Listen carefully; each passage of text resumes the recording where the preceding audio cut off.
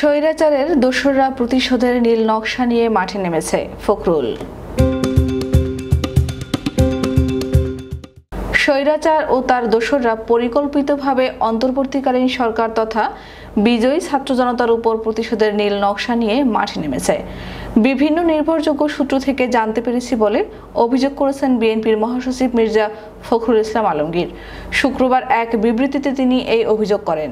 একই সঙ্গে এসব ঘৃণ্য অপরাধের দায় সুকৌশলে বিএনপি সহ সকল গণতান্ত্রিক রাজনৈতিক শক্তির উপর চাপানোর জন্য সামাজিক গণমাধ্যমকে ব্যবহার করছে ব্যাপকভাবে। বিশেষ করে প্রতিবেশী একটি দেশের কিছু কিছু নিউজ চ্যানেল সহ সোশ্যাল মিডিয়ার প্ল্যাটফর্মগুলিকে ব্যবহার করছে একটি চিহ্নিত মহল।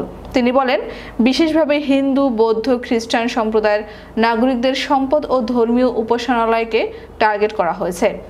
সাম্প্রদায়িক দাঙ্গার লক্ষ্যে সমাজকে বিভক্ত করাই এই মুহূর্তে তাদের ষড়যন্ত্র।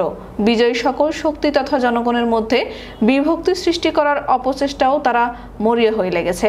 মির্জা ফখরুল বলেন, আমরা আশা করি ক্ষমতাসীন অন্তর্বর্তীকালীন সরকার, প্রশাসন তথা সর্বস্তরের সকল নাগরিকরা এ বিষয়ে সজাগ আছেন।